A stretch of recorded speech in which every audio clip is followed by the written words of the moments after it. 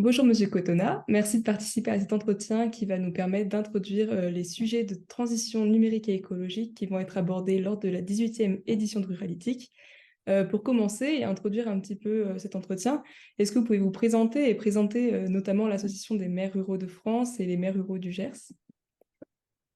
Oui, ben, écoutez, l'Association des maires ruraux de France a 52 ans d'existence, à la base d'une émanation de l'Association des maires de France et qui a à cœur de défendre tous les sujets qui touchent à la ruralité et qui concernent en fait les communes de moins de 3500 habitants. Donc, au niveau national, il y a un service juridique, hein, donc il y a un certain nombre d'accompagnements qui peut être qui est très apprécié des collègues maires, mais pas que. Et aujourd'hui, on a vu que la ruralité, notamment avec les périodes de confinement que l'on a connues et la crise du Covid, donc il y avait un réel engouement, je veux dire, on s'était rendu compte aussi qu'il y avait un peu de la vie à la campagne.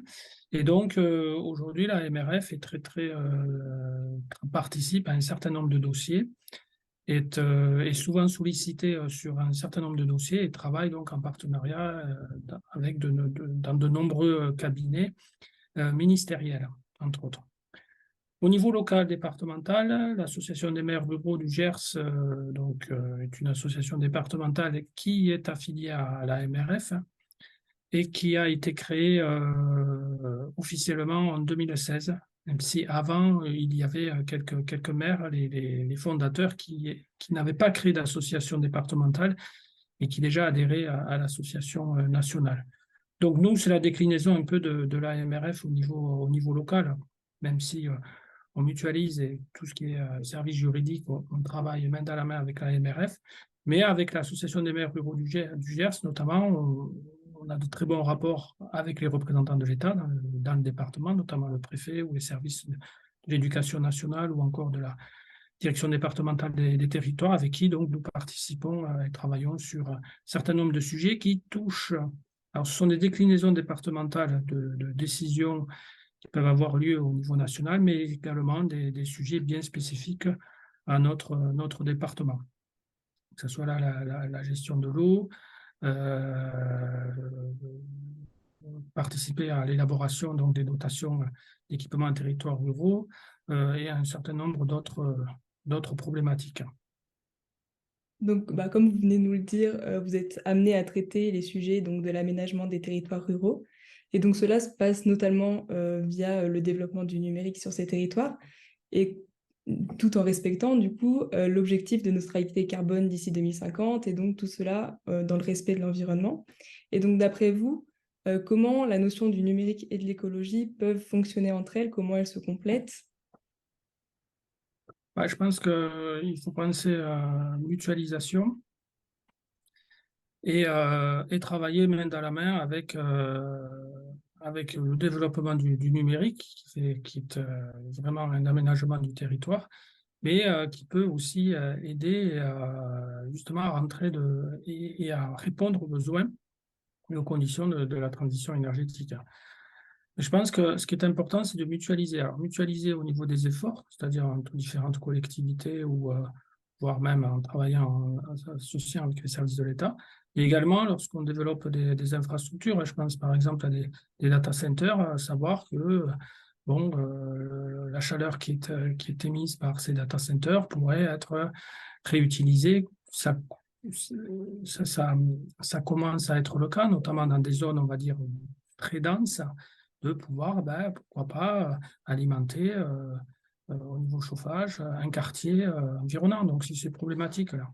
Bon, après, dans le numérique, de plus en plus de constructeurs font des attentions et donc on a eu une évolution au niveau des matériels et au niveau des cycles de refroidissement et de l'énergie nécessaire pour pouvoir faire tourner un certain nombre de systèmes. Et donc vous, donc notamment au sein de l'AMRF, est-ce qu'il y a des actions concrètes qui ont été mises en place pour faire fonctionner ces transitions numériques et environnementales conjointement?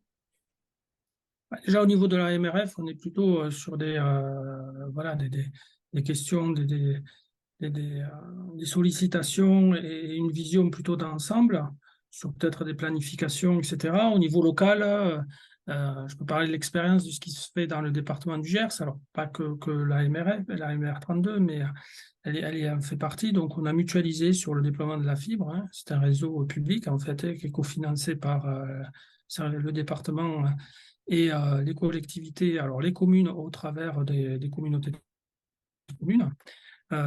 Et aujourd'hui, dans la deuxième phase, donc, on a développé ce que l'on appelle un pôle usage et donc un certain nombre d'outils numériques qui, lorsque l'intercommunalité, alors on a essayé de réfléchir en termes d'intercommunalité parce qu'on se retrouve avec beaucoup de communes de petite taille, hein, y compris des bourgs-centres qui ont 1300 ou 1500 habitants, ont très peu d'abord de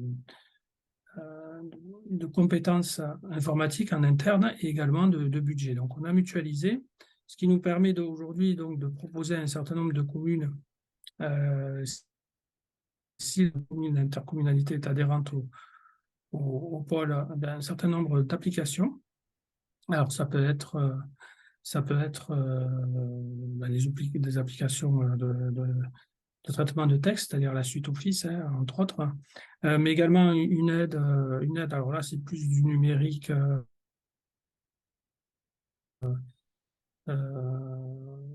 tester donc les systèmes d'information et là, tous les systèmes numériques de la mairie, pour voir si au niveau matériel, le système fonctionne bien, si au niveau logiciel, il n'y a pas de souci. Et puis là, on a mis en place, en fait, avec un partenaire privé, hein, il y a la création d'un data center au sein du département qui rentre en fonctionnement là, qui va proposer, par exemple, des solutions de sauvegarde pour les collectivités. Donc là, c'est une mutualisation. Et en gros,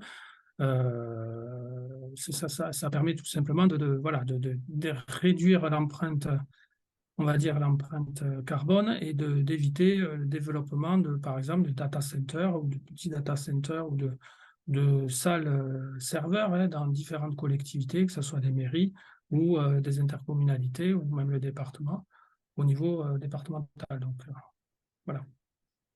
Eh bien, merci. Donc, l'entretien porte à sa fin. Est-ce que vous avez des questions ou est-ce que vous souhaitez ajouter quelque chose?